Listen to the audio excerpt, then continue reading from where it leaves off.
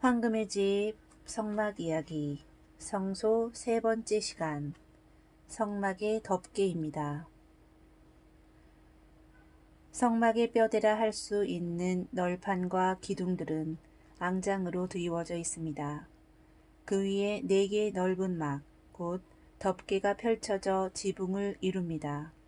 그것이 황금의 집을 보호하고 바람과 폭우를 막아줍니다. 성소나 지성소에 들어가서 위를 쳐다보면 그 아름다움에 참탄을 금할 길 없을 것입니다. 그것은 마치 천국을 들여다보는 것 같을 것입니다. 거기에서 천사를 수놓은 4가지 세계의 찬란하고 넓은 천정을 보기 때문입니다.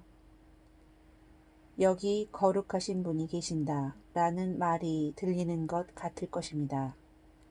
그는 성막 지붕을 덮고 있는 4개의 앙장 중 맨 밑에 것을 쳐다보고 있는 것입니다. 그것은 20m 곱하기 14m의 크기입니다. 염소털로 만든 2번째의 덮개가 그 위에 놓여 있습니다. 그것은 22m 곱하기 15m로 밑에 것보다 더 큽니다. 그것은 성막 위의 천막이라고 불립니다. 그것은 아래에 있는 아름다운 앙장을 보호하는 동시에 그 주위에 있는 것으로부터 성막을 분리하는 안전장치로 생각되어집니다. 천정들, 특히 2번째의 것은 분리를 의미하는데 그것은 하나님의 집이 세상으로부터 또 하나님의 보시기에 합당치 못한 모든 것으로부터 성별되어 따로 거해야 한다는 것을 의미합니다. 이는 자신을 악으로부터 분리하는데 불신자들에 대해 엄격하라는 말이 아니라 자신에 대해 엄격하라는 것임을 명심해야 합니다. 이 땅 위에 계실 때 예수 그리스도께서는 이것을 온전히 이루셨습니다. 세 번째 덮개는 붉은 물들인 수양의 가죽입니다. 수양은 하나님께 제사를 드릴 때 제사장을 거룩하게 하기 위해 죽임을 당했습니다. 이 희생 제물은 아버지께 드린 아드님의 완전한 헌신을 말합니다. 십자가에서 죽으시기까지 순종하시며 붉은 염색은 그분의 죽음과 피 흘리심을 말합니다. 맨 위 덮개는 해달의 가죽으로 되어 있습니다. 따라서 겉에서 보기에는 아름답거나 매력 있는 것이 아닙니다. 불신자에게는 예수 그리스도가 고귀한 분으로 생각되지 않습니다. 그러나 그분을 깨달아 안 자는 그분에게 감추어진 신비함을 발견하고는 감격을 금할 수 없게 됩니다. 윗덮개는 외부로부터의 모든 것을 막는 역할을 합니다. 그리스도는 영원 불변하십니다. 죄가 그분을 결코 시험할 수 없습니다. 그분은 모든 유혹과 저항을 이기셨습니다. 그분의 보호 아래 있으면 우리는 안전하며 그분과 끊임없는 사귐을 갖게 됩니다. 동역자. 이 성막을 짓는 데는 굉장한 지혜와 재주와 기술이 필요했습니다. 목재를 다루는 기술, 주조술, 금속을 깎아 물리는 기술 등 이 일을 하도록 하나님이 부르신 2사람은 부살렐, 하나님의 그늘 아래라는 뜻과 오홀리압, 나의 장막은 아버지란 뜻입니다. 성경에서는 사람의 인품을 그 사람이 지닌 이름으로 자주 나타냅니다. 그들의 이름이 뜻하듯 그들은 하나님과의 깊은 사귐 속에 살았음을 알 수 있습니다. 우리는 또한 부살렐에 관해서 하나님의 신을 그에게 충만하게 하여 라고 기록한 것을 읽을 수 있습니다. 오홀리압만이 그를 도운 것이 아닙니다. 무릇 지혜로운 마음이 있는 자에게 내가 지혜를 주어 그들로 내가 내게 명한 모든 것을 다 만들게 할지니 라는 말씀처럼 지혜로운 자들이 그를 도운 것을 알 수 있습니다.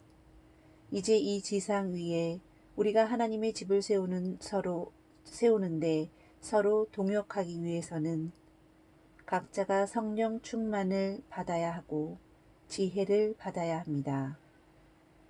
이스라엘인들은 하나님의 집을 세우는데 필요한 건축 재료와 재능을 헌신했습니다. 우리는 그 이상의 것도 할 수 있을 것입니다. 우리의 소유를 그분께 드릴 뿐 아니라 우리 자신 생명까지도 드릴 수 있는 것입니다.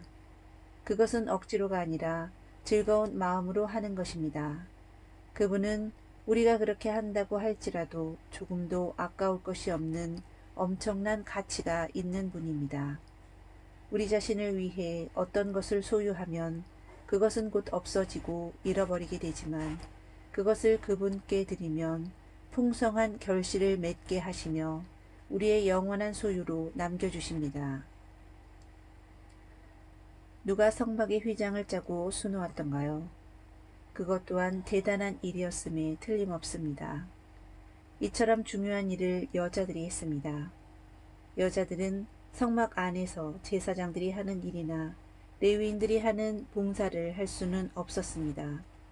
그러나 하나님은 그들의 예민한 손가락에 맞는 특별한 임무를 주셨던 것입니다. 그것은 그분의 거처를 보호하는 휘장을 짜는 일이었습니다. 오늘날은 어떠한가요? 오늘날도 신실한 자매들에게 하나님의 성전인 성도들의 옷을 입히는 특별한 임무를 맡기셨습니다. 자신의 외모만을 꾸미는 것이 아니라 온 가족의 외모를 아름답게 하는 것입니다. 그 일은 자녀들로부터 시작됩니다. 자녀들의 옷을 입히는 것을 통해 그들에게 경건을 가르치게 됩니다. 자녀들이 어떠한 옷을 입으며 용모가 어떠하냐는 어머니의 영향이 큽니다. 특히 아버지가 어떻게 보이는가도 어머니에게 달렸습니다. 온 가족이 하나님의 뜻을 따라 옷을 입는 것은 어머니가 결정합니다. 하나님이 거하시는 곳, 교회의 외부를 아름답게 끊임없이 수놓은 여인들의 아름다운 일들이여. 마치 이스라엘 부녀들이 그리스도의 영광을 상징하는 휘장을 수놓았듯이 그리스도 안에서 자매는 그녀의 행동으로, 태도로, 말씨로, 그녀의 인품으로 예수 그리스도의 향기를 나타낼 수 있습니다. 그러면 성소 안으로 들어가 보겠습니다. 성소 안에는 어떤 성물들이 있습니까? 등대, 진설병, 상, 금향단이 있습니다. 등대. 성소 안에서 첫 번째로 눈에 띄는 것은 빛, 즉 등대입니다. 하나님은 빛이십니다. 그리스도는 세상의 빛이셨습니다. 등대는 정금으로 만들었는데 주조한 게 아니고 공교한 금세공 기술로 금 한 달란트를 쳐서 만들었습니다. 정금이 계속 두들겨지고 또 두들겨졌던 것입니다. 참 빛이신 그분이 고난을 당하고 치심을 받았는데 더욱이 하나님의 강한 진노의 심판을 받으셨습니다. 등대의 줄기에는 6개의 팔이 달려 있습니다. 7개의 등잔이 그 위에서 어두움 가운데 빛을 비춥니다. 등잔은 성령을 상징하는 올리브유로 가득 차 있습니다. 그리스도와 연합되어 있는 성도도 이와 같습니다. 그들의 성령을 통해서만 이와 같이 빛을 발할 수 있는 것입니다. 등잔마다 각기 손질이 필요했습니다. 심지가 타 불똥이 생긴 곳에서는 빛이 나올 수 없기 때문에 맨 먼저 제사장은 이 불똥을 제거해야 했습니다. 불결로 인해 영력을 잃은 성도들에게서는 빛이 나올 수 없습니다. 불똥을 제거하는 집게가 그 옆에 비치되어 있었는데 그 불집게 역시 금으로 만들었습니다. 불똥을 제거하는 일은 매우 신중하고 조심스럽게 하지 않으면 안 되었는데 그러고 나면 다시금 충만한 빛이 발산되었습니다. 그리고 이 등불은 그리스도를 상징하는 등대 줄기를 비추도록 불을 켰습니다. 우리에게서 나는 빛이 우리 자신을 비춰서는 안 되며 항상 그리스도를 비춰야 합니다. 그분만이 빛 가운데 드러나야 하며 그분만이 존귀와 영광을 받으셔야 한다는 사실을 명심합시다. 이후에는 그분이 천국에서 다시금 빛이 되실 것입니다. 성의 길은 맑은 유리 같은 정금이더라. 그 성은 해나 달의 비침이 쓸데없으니 이는 하나님의 영광이 비치고 어린 양이 그 등이 되심이라. 진설병상. 등대 맞은편에는 정금으로 된 상이 있습니다. 그 위에는 이스라엘 지파수와 같은 12개의 진설병, 떡이 놓여 있습니다. 상은 그리스도를 말합니다. 상이 떡을 떠받치고 있는 것처럼 그리스도께서 성도들을 떠받들고 계십니다. 그리스도께서 그들을 품고 계시기에 하나님이 그들을 기쁘게 연락하시는 것입니다. 하나님은 하늘 등대의 빛 가운데서 그들을 보십니다. 12개의 진설병은 이스라엘 지파를 가리킵니다. 10지파는 아수르로 끌려갔고 이스라엘 땅에는 2지파밖에 안 남았을 때에도 상 위에 항상 12개의 빵이 놓여 있었습니다. 우리 또한 그렇게 항상 12개의 빵을 볼 수 있어야 합니다. 그것은 우리의 마음 속에, 우리의 사랑 속에, 우리의 기도 속에 모든 하나님의 백성들을 항상 기억해야 한다는 말입니다.